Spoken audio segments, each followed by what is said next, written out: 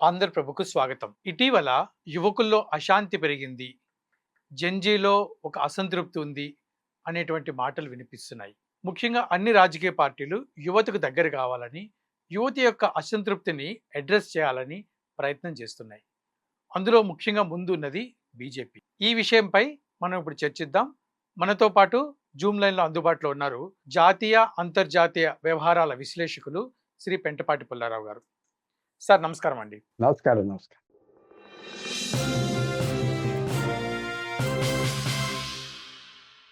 Sir ఈ పార్టీలన్నీ ఒక్కసారిగా యువత వైపు పరిగెడుతున్నాయి. ముఖ్యంగా బీజేపీ మిగతా విషయాలు ఎలా ఉన్నా బీజేపీ స్పష్టంగా కనిపిస్తుంది. సో, దీని విషయంలో మీ అభిప్రాయాలేంటి తెలియజేయండి? ఇది యువత అనగానే మీకు జ్ఞాపకం చేస్తున్నా. సార్. అలెగ్జాండర్, సమ్రాట్ అలెగ్జాండర్ సార్. 22వ సంవత్సరానికో, 3వ సంవత్సరానికో అప్పుడు తెలిసిన ప్రపంచాన్ని అంతా సార్. స్వాధీనం చేసుకుంది. ఆ! అప్పుడు సార్. ఆఖరికి గ్రీస్ అంటే తెలుగులో ఏమంటారో నాకు తెలీదు. ఆ దేశం నుంచి ఢిల్లీ వరకు వచ్చారు. సార్. ఢిల్లీ వరకు వచ్చారు హ్మ్. అప్పుడు. హ్మ్. 22, 23వ సంవత్సరం వచ్చాక ఆయన ఇంక నాకేం పని లేదు, సార్. ప్రపంచాన్నంతా కాన్కర్ చేశానని బాధపడ్డాడు. హ్మ్. అయితే ఒకటి యువతులకి ఒక్కోసారి అవకాశం వస్తది. ధైర్యంగా చేసేవాళ్ళు ఉన్నారు. మంచి తెలివితేటలు ఉన్నవాళ్ళు ఉన్నారు. సార్. కానీ సింపుల్‌గా వాళ్ళకేదో అప్పజెప్పేస్తే అయిపోయేదని కాదు. తర్వాత రాజకీయ పార్టీలు కూడా హ్మ్. వాళ్ళు యూత్‌కి ఏం కావాలో చూద్దాం అంటున్నారు గానీ, వాళ్ళు కొత్త నాయకత్వానికి ఎవరు ఇవ్వట్లేదు కదా! ఎవరు ఇవ్వట్లేదు. సార్. ఇవ్వట్లేదు. హ్మ్. ఎవరిస్తున్నారు? సార్. నేను రిటైర్ అయిపోతానని ఏ నాయకుడన్నాడు? అవునులే. హ్మ్. వాళ్ళేదో యూత్ దగ్గరికెళ్దాం, మీటింగులు పెడదాం, టీ హ్మ్. షర్ట్‌లేసుకొని తిరుగుదాం. ఇది వాళ్ళ భాష కొద్దిగా నేర్చుకుందాం. సార్. సో, వాళ్ళ మెయిన్ ఆటను థింగ్ వాళ్ళు ఆడుకోనివ్వట్లేదు. వాళ్ళ ఆటలు కాదు. ఆ! మన దేశం కూడా సామాన్యమైన చిన్న దేశం కాదు. చాలా పెద్ద దేశం. ఏమాత్రం తూలి పడినా మళ్ళీ పైకి లేవలేం. సార్. అది అర్థం చేసుకోవాలి. ఏ నేపాలో, బంగ్లాదేశో హ్మ్. పడిపోతారు, లేస్తారు, పడిపోతారు, లేస్తారు. ఏమవ్వదు. సార్. మన దేశానికి అలాంటి పరిస్థితి లేదు. హ్మ్. చాలా కష్టమైన పరిస్థితి. హ్మ్. సో, ఈవేళ తప్పకుండా రాజకీయ పార్టీలు మారే పరిస్థితి ఉంది. కొన్ని సార్. రాజకీయ పార్టీ ఒకే రాజకీయ పార్టీ కాదు. చాలా పార్టీలు ఈ దేశంలో హ్మ్. రాష్ట్రాలు కూడా పరిపాలిస్తాయి. హ్మ్. సో, ఆళ్ళకి కూడా ఈ ప్రాబ్లమ్ ఉండాలి. సార్. ఎక్కడికి జెన్‌జీ అంటే ఏమొచ్చిందంటే అసంతృప్తి వచ్చింది. సార్. అసంతృప్తి దేశంలో ఎందుకు వచ్చిందంటే జీడీపీ అంటే దేశ ఆదాయం పెరిగింది. ఆ! No doubt. సార్. బాగా పెరిగింది. హ్మ్. ఇన్‌ఫ్రాస్ట్రక్చర్ పెరిగింది. అది పెరిగింది. కానీ ఈ పెరుగుదలలో వచ్చిన ప్రాబ్లమ్ ధరలు హ్మ్. కూడా పెరిగిపోయినాయి హ్మ్. విపరీతంగా. ధర పెరుగుదల వల్ల మీ ఆదాయాలు తగ్గిపోయాయి. సార్. సో, అది ఎలాగ అడ్జస్ట్ చేయాలి ప్రభుత్వం? హ్మ్. వాళ్ళు అది పట్టించుకోవటం లేదా అంటే నేను పట్టించుకోవటం లేదంటున్నా. సార్. అది చాలా అర్జెంట్‌గా చేయాలి. హ్మ్. జెన్‌జీ అంటే ఏదో ఒక పెద్ద కులం లేకపోతే ఒక సెక్షన్ కాదు. సార్. ఒక అసంతృప్తి సెక్షన్స్‌లో వచ్చింది. వచ్చింది. రూ. 1,00,000 సంపాదించినోడు కూడా నాకు చాల్సిన లేదు ఆదాయం అంటాడు. హ్మ్. హ్మ్. అది టాకిల్ చేయాలి ప్రభుత్వం. సార్. ఇది చాలా ముఖ్యంగా టాకిల్ చేయాలి. హ్మ్. హ్మ్. ఎందుకంటే ఇది టాకిల్ చేయకపోతే అందరూ సఫర్ అవుతాం. సార్. కొన్ని సంవత్సరాలు జీఎస్టీ హ్మ్. 2016 నుంచి 2025 వరకు చాలా హైగా పెట్టారు కదా! అవును. అది చాలా పెద్ద పొరపాటే హ్మ్. హ్మ్. ప్రభుత్వం చేసింది. అలాగే 2016 నవంబర్‌లో నోట్‌బందీ తీసుకొచ్చారు. ఇంకా పెద్ద పొరపాటు. సార్. హ్మ్. ఆ జబ్బు ఇవాళ గూడా ఆ ఇంపాక్ట్ ఇవాళ గూడా అనిపిస్తుంది. హ్మ్. నన్నడిగితే జెన్‌జీ ప్రాబ్లమ్ ఏ ప్రాబ్లమ్ అయినా ఆర్థిక ప్రాబ్లమ్. సార్. ఇది మీకు తక్కువ అందరికీ ఉద్యోగాలున్నాయి. కానీ తక్కువ జీతాలున్నాయి. తక్కువ జీతాలు ఉన్నప్పుడు తక్కువ ధరలు ఉంటే ఈజ్ ఆఫ్ లివింగ్ జీవన ప్రయాణానికి దారి ఉంటే ఈ బాధ హ్మ్. ఉండదు. హ్మ్. సో, అది ప్రభుత్వం టాకిల్ చేయాలి. సార్. ఏదో వాళ్ళ ఒక సెక్షన్ చూసిస్తే అంతా బావుంటదనుకుంటే దెబ్బతినేస్తది. సార్. అది మెయిన్ థింగ్. సార్ నిన్నటి రోజు జరిగినటువంటి ఒక బీజేపీ అంతర్గత సమావేశంలో ప్రధానమంత్రి గారు మాట్లాడుతూ మీ యొక్క మినిస్ట్రీకి సంబంధించిన ఆయా శాఖలకు సంబంధించిన విషయాలపై చాలా స్పీడ్‌గా స్పందించాలి. ముఖ్యంగా సుష్మా స్వరాజ్ గారు ఈ విషయంలో చాలా చక్కగా స్పందించేవారు. వారిని అనుసరించాలి అంటూ కూడా కొంత హితబోధ చేసినట్టుగా తెలుస్తుంది. దీనిపై మీ అభిప్రాయం ఏమిటి? ఎందుకంటే అదొకటే ఛాలెంజ్ కనపడుతుంది ఇవాళ. సార్. ఛాలెంజ్. హ్మ్. ఇతర దేశాల్లో సడెన్‌గా వాళ్ళు వయలెంట్‌గా ఎళ్ళిపోవటం, అధికారం తీసుకోవటం. హ్మ్.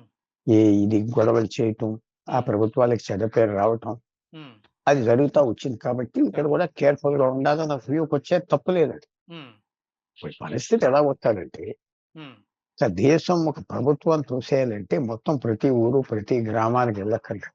సార్ ఆ రాజధానిని పట్టేసుకున్నాం 50,000 మంది తిరిగితే అయిపోయింది. ఉమ్, అంటే నేపాల్ అంటున్నారు. నేపాల్ జనాభా 3 కోట్లు, ఉమ్, అంటే 300 లక్షల మంది. సార్ 300 లక్షల మంది రోడ్డు ఎక్కలేదు. 40,000 30,000 ఎక్కారు. అంటే అలా కాఠ్మండూలో క్యాపిటల్ తిరిగితే ఇక జనం చూడటానికి వచ్చేవారు. తమాషాగా ఉన్నది, రోజు రోజు జనం వచ్చేవారు. ఉమ్, అందువల్ల అప్పుడు పోలీసు ఆర్మీ ఏం ఛాలెంజ్ వీళ్ళ మీద కాల్చాలా వద్దా, ఫైరింగ్ చేస్తే ఏమైపోతావు, 1000 మంది చచ్చిపోతారు, తగ్గిపోయారు. బంగ్లాదేశ్ కూడా అదే ఉంది. సార్ సో ఆ జాగ్రత్త తీసుకుంటున్నారు ప్రభుత్వం, తప్పులేదు. ఉమ్, తర్వాత మన దేశంలో నీకు రాజ్యాంగం ముఖ్యమా కాదా, ఉమ్, నీకు రాజ్యాంగం అక్కర్లేదు అంటే ఇలాంటి పనులు చేయండి. సార్ అది కూడా చాలా కేర్ఫుల్ గా ఉండాలి. ఉమ్, ఒకసారి ప్రభుత్వాన్ని కూల్చేస్తే ఉమ్, ఆ రాజ్యాంగానికి వాల్యూ ఉంటుంది. సార్ సో ఇవన్నీ జాగ్రత్త పడాలి. అన్నిటికంటే దీనికి పునాది ఏంటంటే ఆర్థిక వ్యవస్థ ఉమ్, చాలా కేర్ఫుల్ గా ట్యాకిల్ చేయాలి. సార్ అది కొద్దిగా బాగా అది కనపట్లేదు. ఉమ్, ఉద్యోగాలు ఉన్నాయి, ఇన్ఫ్రాస్ట్రక్చర్ ఉన్నది, ఏది జరుగుతుంది, 80 కోట్ల మందికి రేషన్ ఉన్నది, అన్నీ ఉన్నాయి. ఉమ్, ఆరోగ్యం ఇంప్రూవ్ అవ్వాలి, అది ఇంప్రూవ్ అవ్వాలి, ఇది హాస్పిటల్స్. కానీ ఆ ధర పెరుగుదల ఒకటి, ఉమ్, కొద్దిగా అన్ఎంప్లాయ్మెంట్. దీంట్లో వచ్చిన ప్రాబ్లం ఏంటంటే ఆర్థిక వ్యవస్థలో ఫిలిప్స్ కర్వ్ ఉమ్, అని ఒక థియరీ ఉన్నది. సార్ 58లో ఒక ప్రొఫెసర్ తీసుకొచ్చాడు మొన్న. ఉమ్, దాంట్లో ఏంటంటే ఆ కరువు 58 అంటే ఇప్పుడు దాదాపు 70-80 సంవత్సరాలు. ఆ, అది ఇప్పుడు కూడా బయటికి పడేయలేదు, ఇంకా ఆ కరువు వెనకాలే ఉంటుంది. ఉమ్, దాంట్లో ఏంటంటే నీకు ఎంప్లాయ్మెంట్ పెరగాలంటే ధరలు పెరగాలి. ఆ, ధరలు కనుక తగ్గించావంటే ఎంప్లాయ్మెంట్ పడిపోతుంది. ఉమ్, సార్ సో ఎలాగా, నీకు ధర ఎలాగైతే పెరుగుదల కావాలా, ఉమ్, ఉద్యోగాలు పెరుగుతాయి. ఉమ్, నీకు ధర తగ్గిపోవాలంటే ఉద్యోగాలు తగ్గిపోతాయి. అంటే 90% కేసెస్. ఆ, సో సార్ ఆ తేడా, ఆ ఉమ్, పజల్, అది గవర్నమెంట్ లో ఎక్స్పర్ట్స్ తీసుకొచ్చి ట్యాకిల్ చేయాలి. ఓకే రెండు ఎలా చేసుకోవాలి, ధర తగ్గించాలి, ఎంప్లాయ్మెంట్ పెంచాలి. ఉమ్, అది చేసే శక్తి, చేసే ఎక్స్పర్ట్స్ ఉండాలి. ఉండాలి.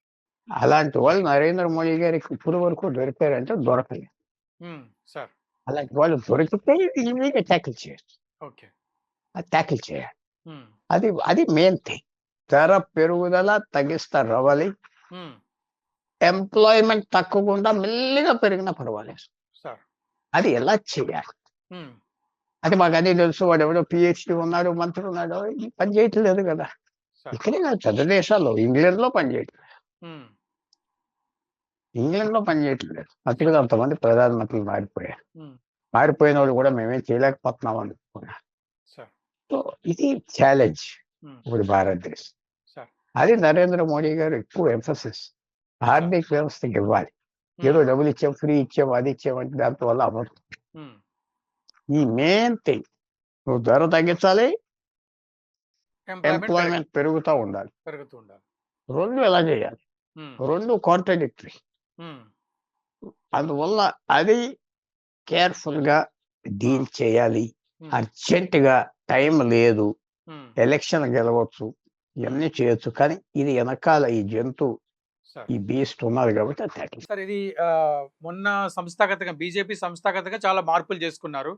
అలాగే నిన్న ఈ రోజు వచ్చినటువంటి వార్తలు ఏంటంటే కేంద్ర మినిస్ట్రీ కూడా మారుతుంది. చాలా మంది మంత్రులకి ఉద్వాసన కలిపి కొత్త మంత్రులు తీసుకొస్తారనేది ఒక వార్త అయితే, ఈరోజు మన గడ్కరీ గారు ఒక ప్రెస్ మీట్లో తెలియజేస్తూ, నేను ఇంకా అంటే కొంచెం నేను చాలా కాలం పనిచేశాను, కొత్త తరానికి అవకాశాలు ఇవ్వాలి అన్నట్టుగా కొన్ని మాట్లాడారు. అంటే ఇవన్నీ చూస్తుంటే పెద్ద పెద్ద మార్పులే జరిగేటటువంటి అవకాశం ఉన్నట్టు కనిపిస్తుంది. సో దీనిపైన మీ అభిప్రాయం ఏంటి? ఆయన మళ్ళీ వెంటనే క్లారిఫికేషన్ వచ్చాయి.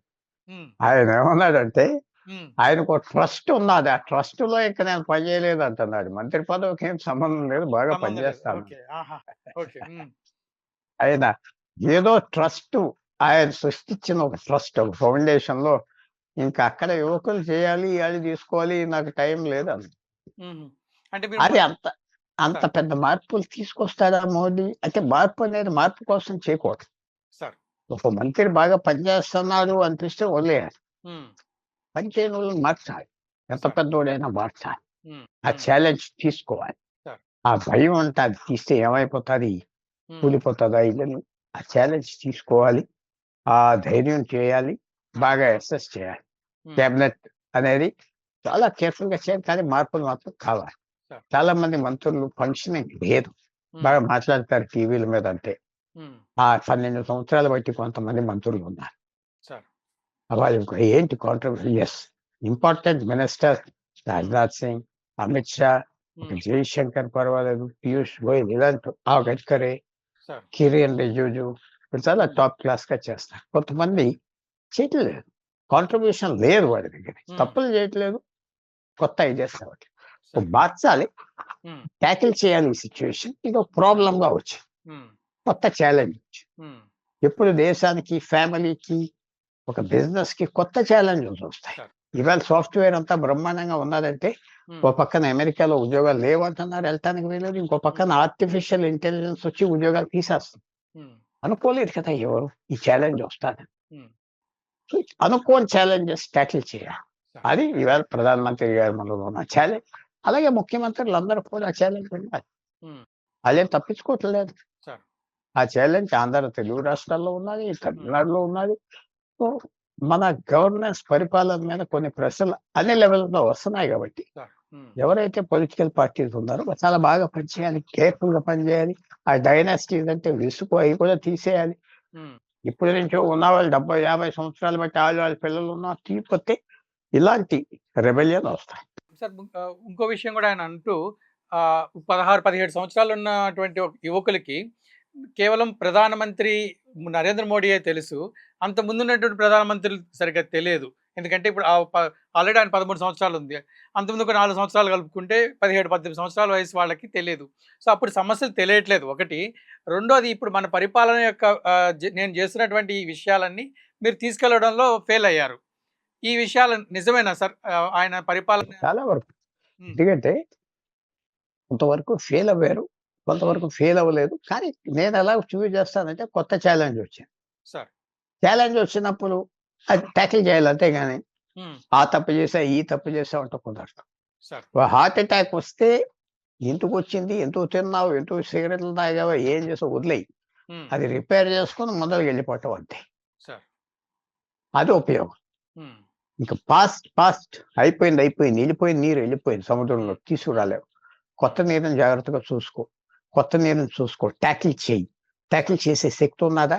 నువ్వు హ్మ్. ఎదుర్కొనే శక్తి ఉన్నదా? అది ఈళ్ళ మీద ఆధారపడి ఉంటది. ఒకటి అంతే. నువ్వు సార్. చేయలేకపోతే నీకు శిక్ష తప్పదు. హ్మ్. ఇదొక జంగిల్.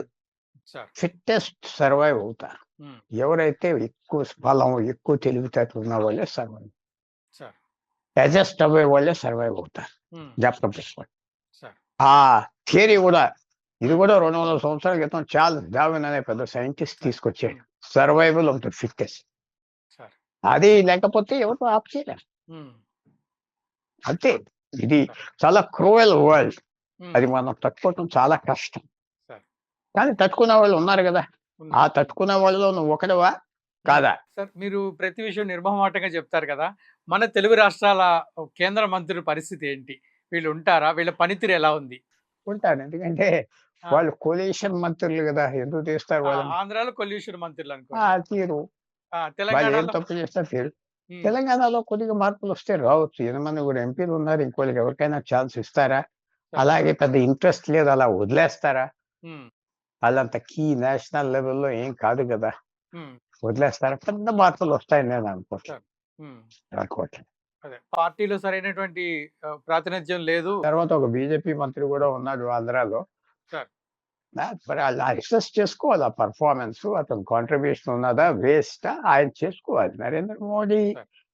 ఏదో పాపం ఉంచుకున్నాను మంత్రిని అన్నాడంటే దెబ్బతినేస్తా. ఓకే. చాలా కఠినంగా చేయాలి. హ్మ్. చేయాలి. ఇది వార్ లైక్ సిట్యుయేషన్ ఆయన. సార్. హ్మ్. ఓ పక్కన యుద్ధ మేఘాలు గూడా వస్తున్నాయి. అవును. పాకిస్తాన్, చైనా మళ్ళీ తయారవుతున్నారు. హ్మ్. చాలా పెద్ద సీరియస్ మ్యాటర్. అవును సార్. ఫిబ్రవరి నుంచి అనుకోని ఇరాన్ వార్ గూడా దెబ్బకొట్టేసింది. వచ్చింది. అది మర్చిపోకూడదు మనం. సో ఇవన్నీ ఆ ధర అంతకునే పెరిగింది. చాలా ఆయన ఆలోచించుకోవాలి. యూస్‌లెస్ మ్యాన్ అయితే తీసేయాలి. అయ్యో! పాపం ఏమంటాడు నా పార్టీ, నీ పార్టీ అంటే కుదరదు. సార్. వాడి ఉపయోగం లేదంటే తీసేయి. హ్మ్. అంతే. లేకపోతే మాత్రం దెబ్బతినేస్తాం. చాలా సంతోషం. మీ విలువైనటువంటి సమయాన్ని ఆంధ్రప్రభ ప్రేక్షకులకు కేటాయించి చాలా విలువైన విషయాలు తెలియజేశారు. ఇంకో కార్యక్రమంలో కలుద్దాం. విన్నారు కదా శ్రీ పెంటపాటి పుల్లారావు గారి విశ్లేషణ. దీనిపై మీ అభిప్రాయాన్ని కూడా తెలియచేయండి. అలాగే ఆంధ్రప్రభ సబ్స్క్రైబ్ చేసుకోండి. మీ స్నేహితులకు తెలియజేయండి. నమస్కారం. ఇంకో కార్యక్రమంలో కలుద్దాం.